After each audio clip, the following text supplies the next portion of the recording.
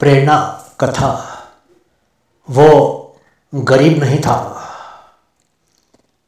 कई बार कुछ ऐसी घटनाएं हो जाती हैं जिनकी हमने कभी आशा भी नहीं की होती है।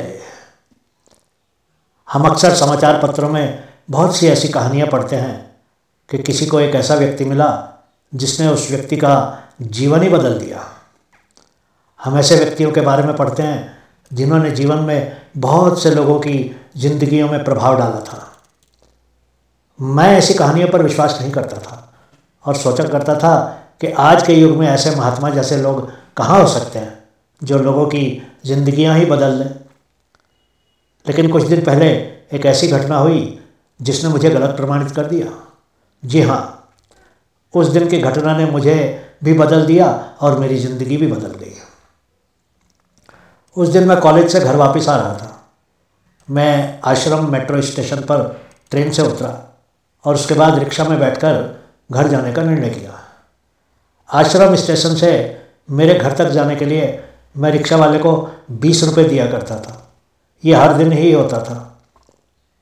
उस दिन मैंने पहले के कुछ रिक्शा वालों से पूछा तो उन्होंने 30 रुपये मांगे। मुझे बहुत ही गुस्सा आया क्योंकि मैं तो हर रोज़ 20 ही रुपये दिया करता था। मैंने उस दिन चलकर ही घर जाने का निर्णय लिया। अचानक एक आवाज़ ने मुझे रोक लिया। बेटा, आपको कहाँ जाना है? मैंने देखा कि वो एक रिक्शा वाला था, लगभग 50 वर्ष की उम्र का। मैंने उसको अपने घर का एड्रेस बताया। उसने मुस्कुरा कर कहा, 20 रुपये लगेंगे बेटा। मैं तुरंत ही रिक्शा में बैठ गया और उसने रिक्शा चलाना शुरू कर दिया। वो पैडल मारते मारते मुझसे बातें करने लगा। बेटा, क्या कहीं नौकरी करते हो? मैंने कहा, जी नहीं, मैं कॉलेज में पढ़ता हूँ। मैं हैरान हो गया जब उस रिक्शा वाले ने पूछा, क्या विषय है तुम्हारे? तुम क्या बनना चाहते हो? मुझे थोड़ी सी तकलीफ़ होने लगी। उसके प्रश्न मुझे खिन्न करने लगे क्योंकि एक रिक्शा वालों को मेरे बारे में इस तरह पूछने का क्या अधिकार था। फिर भी मैंने कहा, जी मैं स्नातक की पढ़ाई कर रहा हूँ और बाद में मैं कॉलेज में प्रोफेसर बनना चाहता हूँ। उस रिक्शा वाले ने कहा, शाबाश बेटा, मन लगाकर पढ़ो और अपने माता पिता का नाम रोशन करो, अपने देश का नाम रोशन करो, भगवान तुमको सफल करेंगे। मैं एकदम हैरान हो गया। वो फिर से बोला, बेटा इतना परिश्रम करना जीवन में कि लोग तुम्हारा सम्मान करने लगे। जीवन में ऐसे काम करना कि तुम्हारे माता पिता को तुम पर गर्व हो। मैं कुछ भी नहीं बोला क्योंकि मैं नहीं जानता था कि मुझे उस 50 वर्ष के रिक्शा वाले को क्या कहना चाहिए। मैंने सिर्फ इतना ही कह दिया, जी हाँ, ठीक कहा आपने भैया जी। उसने तुरंत ही कहा, बेटा मैं शायद तुम्हारे पिताजी या ताऊजी की उम्र का होऊंगा। ये भैया मत कहो, तुम चाहो तो अंकल कह सकते हो। मैंने फिर से हाँ जी कह दिया और चुप हो गया। वो रिक्शा को लगातार पैडल मार रहा था। कुछ देर के बाद वो फिर बोला, मेरे चाचा जी की एक बेटी एयर होस्टेस है। वो रक्षाबंधन में मुझे राखी बांधने आएगी। मैं इतना गरीब हूँ पर मेरी उस बहन को मुझे भाई कहने में शर्म नहीं महसूस होती है। मुझे उस पर गर्व है। मैंने फिर से कह दिया, हाँ जी अंकल जी। मेरा घर आ गया और मैंने उसको रिक्शा रोकने को कहा। मैंने अपने पर्स में से पैसे निकालकर उनको देने लगा। मैं हैरान हो गया जब उसने पैसे लेने से इनकार कर दिया।